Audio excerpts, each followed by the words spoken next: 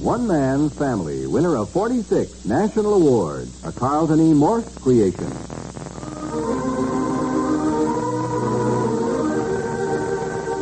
One Man's Family, now in its 26th year, is dedicated to the mothers and fathers of the younger generation and to their bewildering offspring. In 60 seconds, we'll hear Chapter 30, Book 129 of the Barbour family saga. But first, hear this. Have you caught one? A bad cold? Nose all stuffed up? Feel achy, miserable? Then hear this. More people have taken more bromoquinine for more complete relief than with any other cold tablet ever sold. You could use aspirin, cough syrups, or nose drops all day long and not get bromoquinine's relief. Because bromoquinine does more. Works to relieve stopped-up nose, body aches, fever, irregularity, that blue feeling a cold brings, and the headache, too. Yes, more relief, even for virus colds. And the reason? Bromoquinine is the only cold tablet sold with wonder-working quinine combined with 5 other medicines and health-fortified with vitamin C. That's why bromoquinine cold tablets give you more complete relief. Remember, every second someone takes it for the miseries of a cold. Millions more take bromoquinine. get the tablets that have relieved more cold discomforts than any other. Get bromoquinine brand cold tablets. Special sale on Pepsodent toothbrushes. Save 40 cents on 2 Pepsodent toothbrushes now.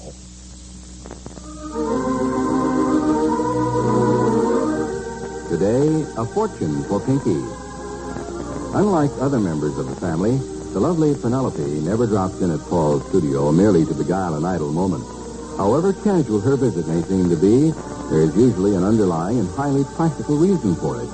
But this afternoon, as she sits on the window bench, arms locked about her knees, watching a Navy ship heading out the Golden Gate, she seems to be utterly innocent of motive until... So there was Pinky with lipstick on his cheek and a smudge on his collar, and I sat there waiting for Grandfather to notice, but he never did.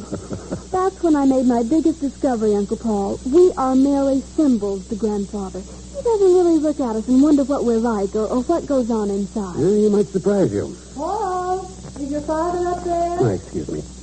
Haven't seen him, Mom. He promised to drive me to the market. Anything I can do? I'm not working this afternoon. No, thanks. I'll find him. Oh, I'll drive her. Penelope's here. She'll be glad to drive you. She's not working either. No, thanks. Your father will take me.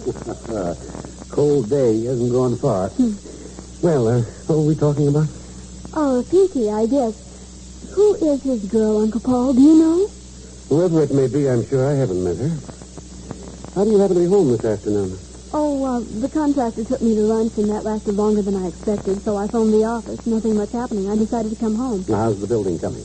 Well, they tell me everything is normal. We had a strike, trouble getting materials, and they put in the wrong kind of display windows and had to take them out again, but that's what you expect.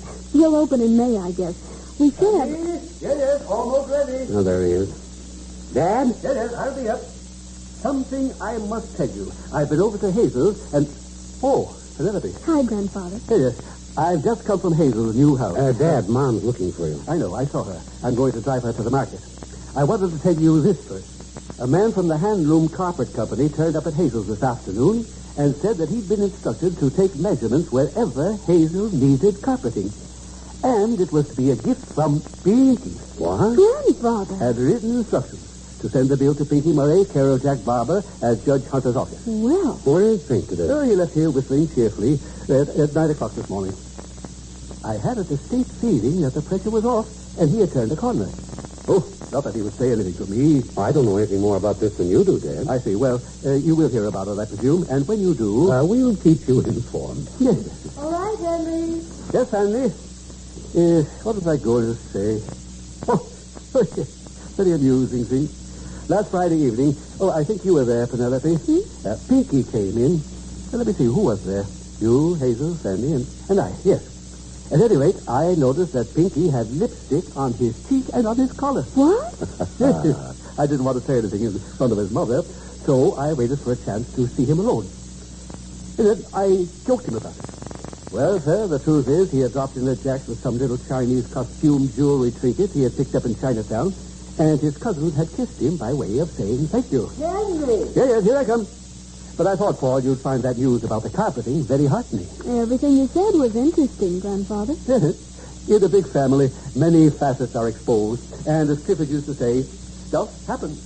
Well, Why so skeptical? do you think that's true? Wait, about carpeting? No, about the lipstick. Haven't any reason to doubt it. I have. Oh? Well, I mean, there's more to it than that. I don't doubt he stopped in at Jack's. I don't even doubt the girls kissed him, but they don't wear that much lipstick. Not at home, anyway. Did you know Pinky's going around with a beautiful Chinese girl? She wears a size 8, and she's about 22, and an absolute knockout. Who is she? Don't you know? I asked him, and he wouldn't even talk about her. I've seen him with her twice. I was sure you'd know. If I did, that would fall into the category of Pinky's business. We could use a girl like that in the model agency if she wanted a job. I'll tell that to Pinky. I'd like to know a little more about it before I talk to Pinky. Excuse me. Hello. Hi, this is Jack. You busy? Penelope's up here for no reason at all. That's right, isn't it? I can go if you want me to. She can go if we want her to. I'll be over. Good. She'll be over. And I'll get out. Well, this looks fun. Oh, there was one other thing I wanted to ask you, though. Yes? I met Bruce Conrad over at Jones. Mm-hmm. And? She says you found him and brought him home. Bruce is on our staff at International. Flies a freight plane. Yes, she told me. Do you know another one just exactly like him anywhere? He's a doll. Is it Jones? At the moment, I would say he was. How lucky for her. After this, when you find them like that, share them, Uncle Paul. See you later.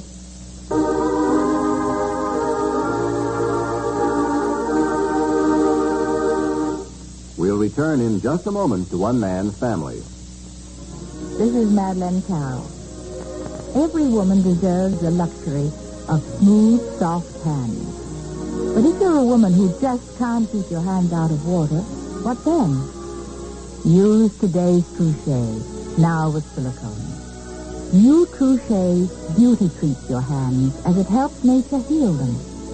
Trouche protects your hands from water, even while your hands are in water. You'll like today's Trouche. More families, far more families, depend on X-Lax than any other laxative. X-Lax is the preferred laxative for one important reason. X-Lax helps you toward your normal regularity, gently, overnight. You take pleasant-tasting chocolated X-Lax at bedtime. It won't disturb your sleep. And the next morning, you'll be well on your way toward your normal regularity. No wonder pleasant-tasting chocolated X-Lax is used by more families than any other laxative. Remember, when you or any member of your family needs a laxative, take X-Lax today, feel better tomorrow. Jack Barbour, attorney, sits far down on his spine in the big chair beside Paul's fireplace. He's saying... Oh, I thought you'd know something about it, Paul. Not a thing. Give me my word.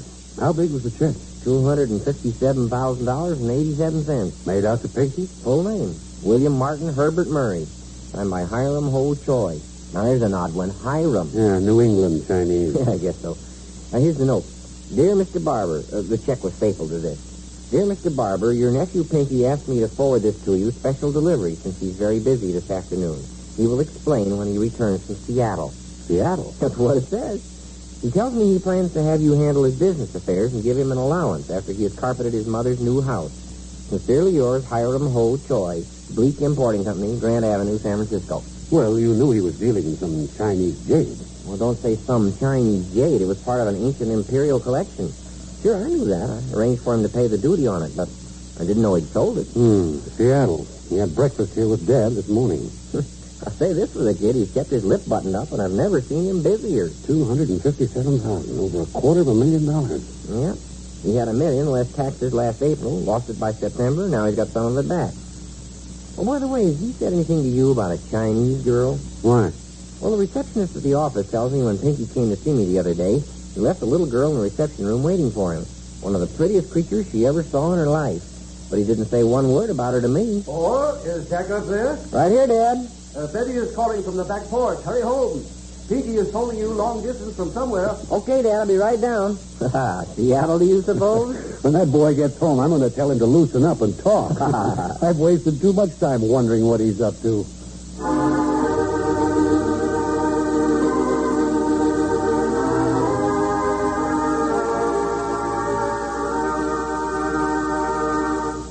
More of the Barbours in just a moment.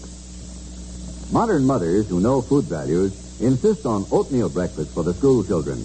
Good hot Quaker oats or Mother's Oats gives growing youngsters strength and endurance. Creamy, delicious oatmeal helps keep them happy, well-fed, alert in classes all morning long. And for breakfast surprises that your youngsters will love, serve oatmeal topped with chopped dates, jam, brown sugar, or fruit. Be sure your school children eat good hot Quaker Oats or Mother's Oats, the same nourishing oatmeal. Special sale on Pepsodent toothbrushes. Save 40 cents on 2 Pepsodent toothbrushes now. Father Barbour, looking out the window toward Jack's house, sighs and returns to his chair.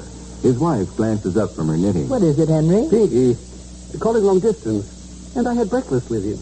He didn't tell me he was going anywhere. Pinky's trying to be like his Uncle Paul. He thinks Paul is a colorful character. Breakfast with Paul, and the next time you hear is 5 hours later, and he's in Alaska. Yes. Where did Penelope go? Over to Joan's house, I think. You're very friendly with Joan lately. I hope that's it. Who came in? Paul's still upstairs? Here, Jack. Still up there. Thanks, I'll go up. Hey, Paul, that's where he was. It's arrived, he said. Seems excited. He does, doesn't he? Well, don't let him tell us why. No, that would spoil it. I dearly love to start with a minimum of information. Then I can sit here mulling things over and have lots to think about when my eyes are too tired to read. Oh, Henry. One Man's Family, which comes to you Monday through Friday, is written by Harlan Ware and directed by Carlton E. Morse. This program has been selected to be heard by our armed forces overseas through the worldwide facilities of the Armed Forces Radio Service. In Chapter 31, Book 129, Pinky sends a telegram from Seattle. Frank Barton speaking. One Man's Family, winner of 46 national awards, now in its 26th year, is a Carlton E. Morse production and comes to you from California. Madeline Carroll stars next in the affairs of Dr. Gentry, as our 2 hours of drama in the afternoon continues over most of these stations.